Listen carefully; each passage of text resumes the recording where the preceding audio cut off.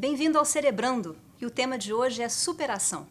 Para falar sobre isso, eu tenho aqui comigo um mestre no assunto, mais do que isso, 2 vezes medalhista olímpico, tricampeão mundial, 2 medalhas de ouro em Pan-Americano, até hoje o homem mais rápido na América do Sul. Eu tenho aqui o prazer de conversar com Robson Caetano. Robson, obrigada pela presença. Nada, Suzana. E eu queria logo de cara já saber como é que você chegou até aqui? É predestinação, é talento ou é o que a gente na neurociência acredita que é a combinação de prática, muito esforço, muita motivação, garra? Você nasceu para chegar onde você chegou? Tem um pouco de tudo, mas eu diria que talento todo mundo tem. A gente só precisa aprimorar determinadas áreas do cérebro para que você possa ir no caminho certo. Então, talentosos todos nós somos, para correr, para saltar, para ser neurocientistas, enfim. Mas é a prática, eu diria que a prática é que traz ou que leva o indivíduo à excelência. Sabe que um dos estudos mais bonitos, eu acho que teve mais consequências na neurociência ultimamente, foi um mostrando que o que faz o desempenho extraordinário é o número extraordinário de horas de prática. A conta é aquela mais ou menos das 10 mil horas. Exatamente, né? é muito por aí. É muito por aí. Você tem que... Tanto é que os atletas têm problemas seríssimos de lesões por conta da repetição, da quantidade de repetições que são feitas para você chegar no exercício perfeito. Quantas horas você treinava por dia? Dependendo da época, até 9 horas. Quando você era adolescente, até 9 horas por dia de treino? Não, quando você é adolescente, não, porque você está na iniciação.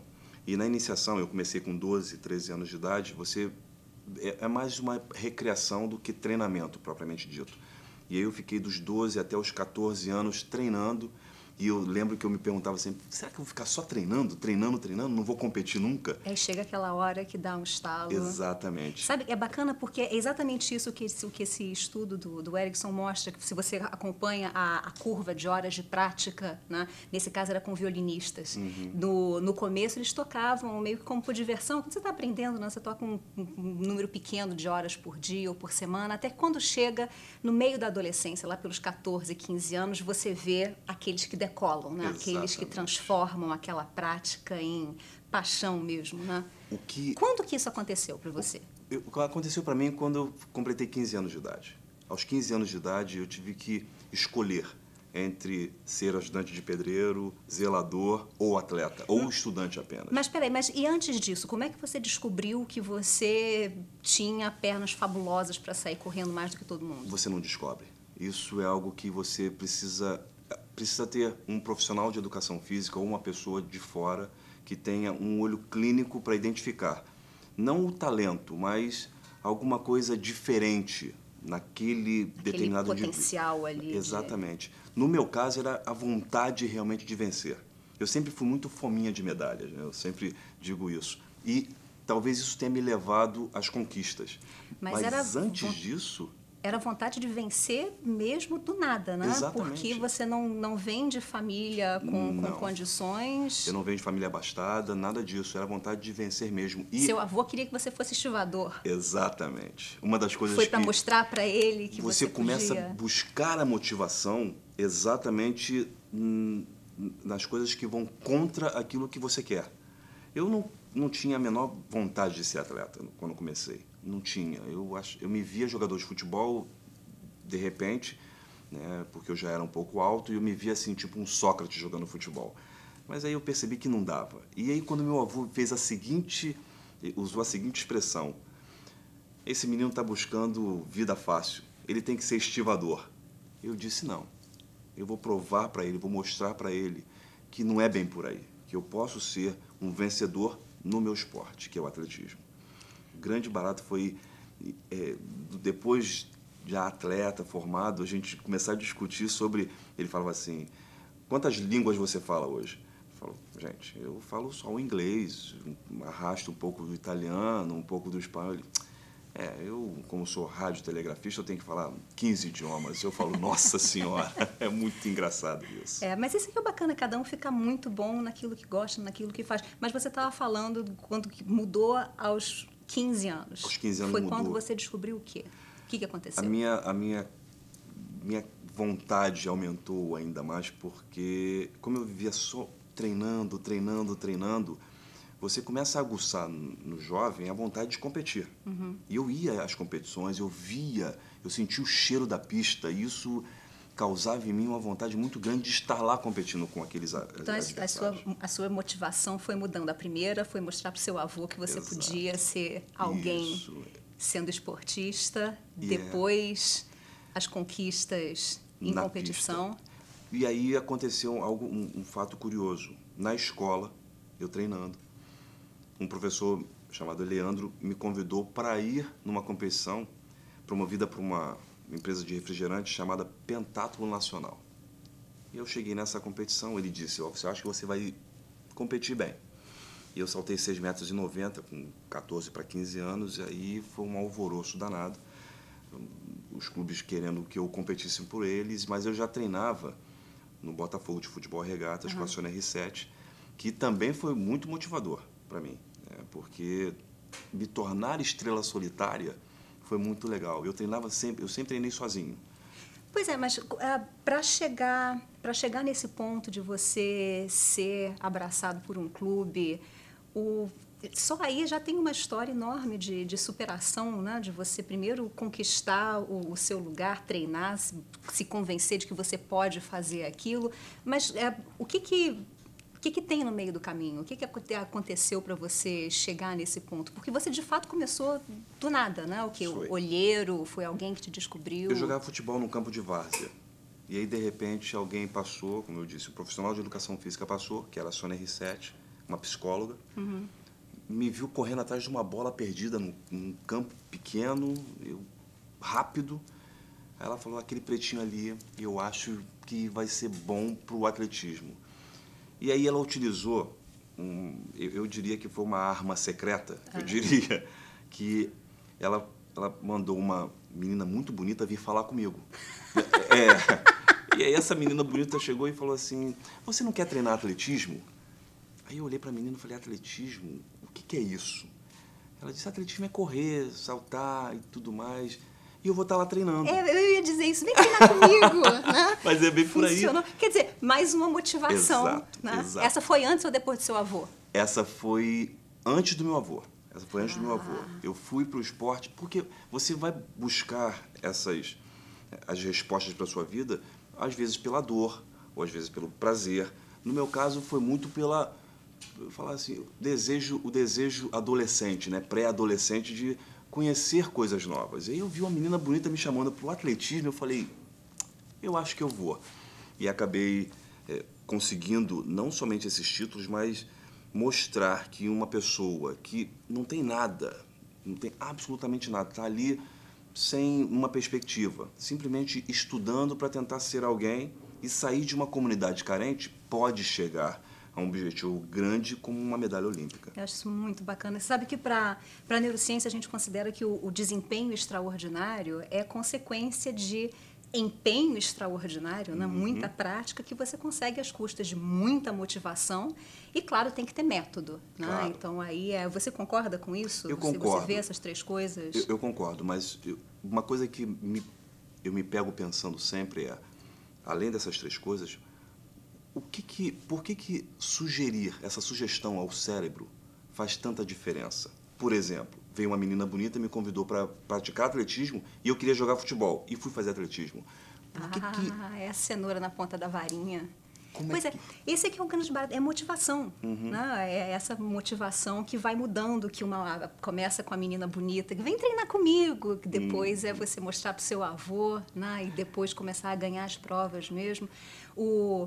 A gente funciona, quanto mais eu penso nisso, mais eu acredito que em essencialmente tudo na vida da gente, a gente precisa, a gente se mexe quando consegue vislumbrar o sucesso, né? Quando você tem aquela antecipação, aquele gostinho do vai dar certo, eu vou chegar lá, né? Que é a motivação, é essa antecipação do prazer. Os atletas pensam o tempo todo em situações diferentes, né? Eles se imaginam em situações diferentes, como isso pode afetar o seu desempenho na pista, no campo, na quadra.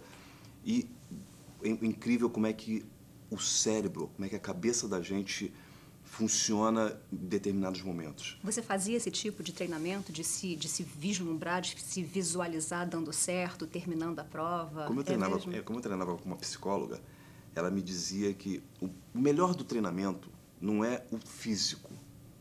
Porque ela dizia que 80% do resultado pertence ao atleta. 15% pertence ao técnico e todo o trabalho realizado, e os outros 5% fica por conta de tudo que acontece, dos fatores externos, né? Você pode até ter um problema, uma gripe, e você não conseguir ir bem porque vão faltar 5%, ou 3%, ou 1%. Mas no que eu acredito é que o treinamento mental ele é fundamental, ele faz a diferença. E ela sempre me dizia, pensa no modelo ideal, veja o modelo ideal, se encaixe nesse modelo ideal. E eu passei anos, o início da minha carreira, que é quando você está naquela fase de formação, né? Final, a formação, quando você passa da puberdade para a pré-adolescência, para a adolescência, que o cérebro está mudando, você está entrando numa fase hormonal diferente, que ela disse para mim, faça o treinamento mental, entenda a tua cabeça e procure projetar, né? Se projetar no modelo ideal de corrida, no modelo ideal de salto.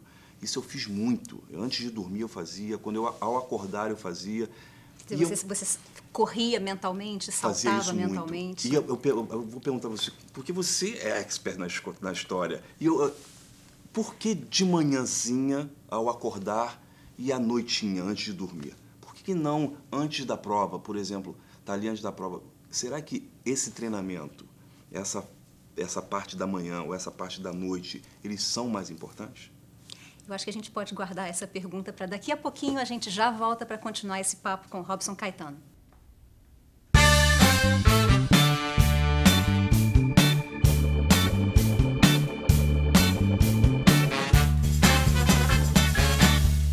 Bem-vindo de volta ao nosso papo aqui sobre superação com Robson Caetano. A gente estava falando sobre a prática mental, o treino de visualização mental, quer dizer, quanto é importante você se ver praticando, né, Robson? Exatamente. Até que ponto isso auxilia? E por que de manhãzinha ou depois do treinamento, à noitinha, antes de dormir? Por que isso? Sabe que a primeira coisa importante é a gente reconhecer o básico. Funciona. O treino mental, de fato, funciona e faz uma diferença enorme. Quer dizer, que quem faz a prática mental, quer dizer, quem pratica mentalmente, quem se vê fazendo, participando daquela corrida ou tocando piano, ou o que for, além de fazer o treino real, tem um desempenho melhor, tem um aprendizado mais rápido. Então, dizer que você amplifica o que você está treinando fisicamente, você aumenta essa capacidade. A prática mental, ela de fato ajuda, ela reforça, né? Ela potencializa o treino físico de verdade. E a razão é que quando você pratica mentalmente, você está usando os mesmos recursos, as mesmas partes do seu cérebro, né, que participam daqueles programas mentais todos, daqueles programas motores todos. A diferença é que a ordem não chega aos seus músculos, né?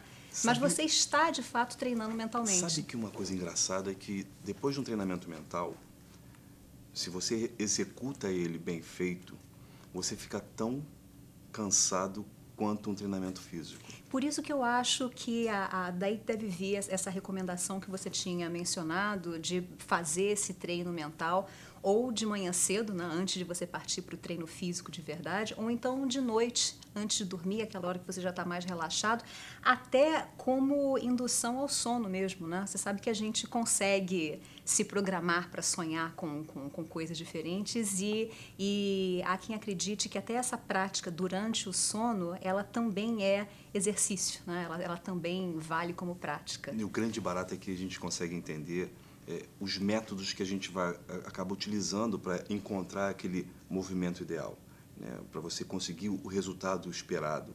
E a sugestão é uma coisa engraçada, porque eu lembro de treinamentos que eu fazia que não era nem um pouquinho, não eram bons. E aí a minha técnica falava assim, olha, você está pronto, olha, você fez um treino sensacional, pode ir vai para a competição que você vai fazer um grande resultado. E técnica esperta. E aí eu chegava lá, assim, motivado para realmente competir e fazia grandes marcas. E aí, anos depois, claro, a gente conversando, ela falou assim, Robson, lembra que você fez... Na verdade, você não fez o resultado do... E assim, eu falo, como assim? Você me enganou? Aí ela falou uma coisa muito legal, que eu acho até que é pertinente. Ela falou assim, eu enganei, de certa forma, o teu cérebro. Eu isso aí. fiz com que o teu cérebro mandasse para os teus músculos a informação de que você era capaz de fazer um determinado resultado. Mas isso aí, essa é a raiz da motivação, né? Essa antecipação do sucesso. É por isso que o pensamento positivo é tão importante, é tão bom. Né? Não porque basta você pensar positivo e tudo acontece, chega o cheque no correio, é maldade dizer isso para as pessoas. Né? Seria o equivalente a dizer para você, olha, você não precisa treinar não se preocupe não, é só chegar lá e você vai correr muito bem e você vai ganhar tudo. Claro que não é, né? Mas o valor do pensamento positivo, né? Desse vai dar certo, muito bem, você foi ótimo, vai sair tudo certo, é que justamente... Isso serve como motivação e é com pensamento positivo que a gente passa a ação positiva, de fato. Exatamente. Né? A beleza do pensamento positivo é fazer a gente agir positivo, é fazer a coisa acontecer e dar certo de verdade. Né? E alcançar as metas. Pois é. Você usava isso como, assim, conscientemente antes das provas? Não, era tudo muito empírico. Era tudo muito... Claro, a Sônia Rissetti dizia, olha, vai fazer isso, fazer aquilo... E eu não tinha um entendimento muito grande. Eu lembro dela falar para mim assim, olha, terminou o treino, vai andar na grama descalço. Eu falei, mas por que eu vou andar na grama, gente? E eu, garoto, essa troca de energia, né?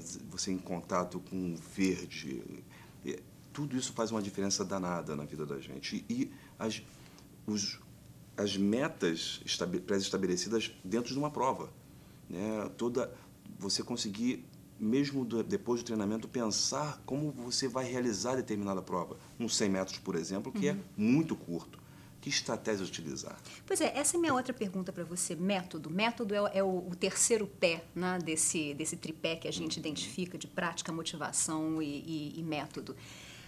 A gente que está assistindo acha que é só sair correndo desabaladamente o mais rápido que você conseguir. Não é, Suzana, não é. Definitivamente não. Você precisa estabelecer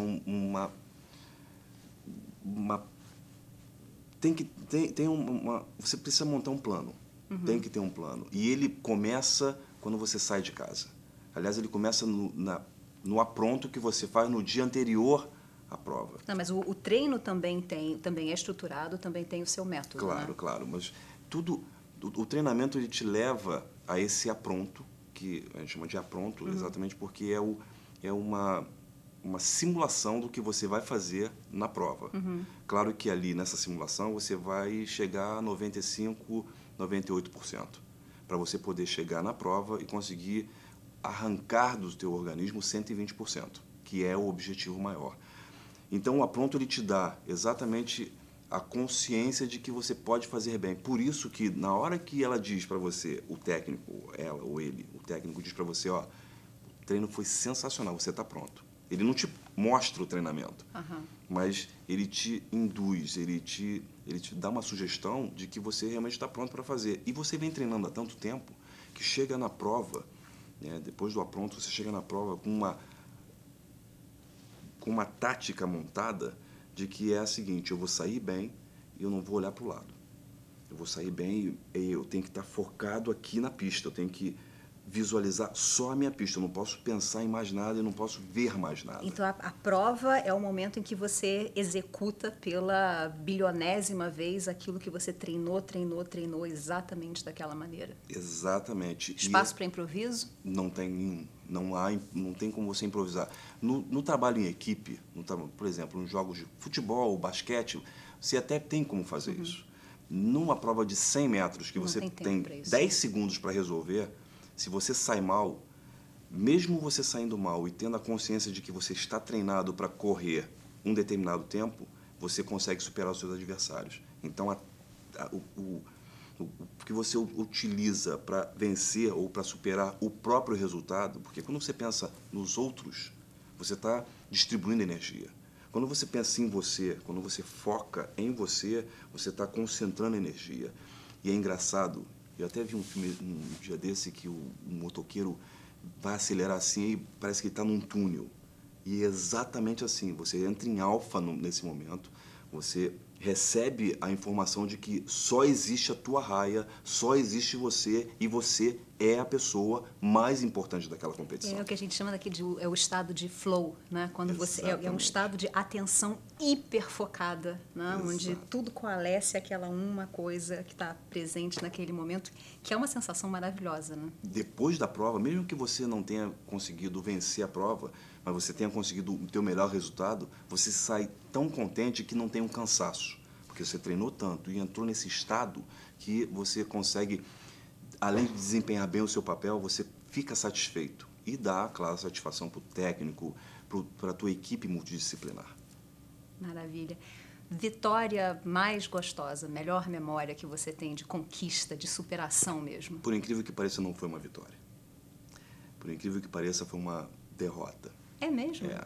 Eu, em Barcelona, 92, eu era cotado como favorito para a medalha de ouro na Olimpíada.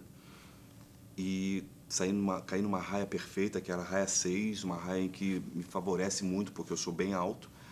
No 200 metros rasos, eu saí muito bem.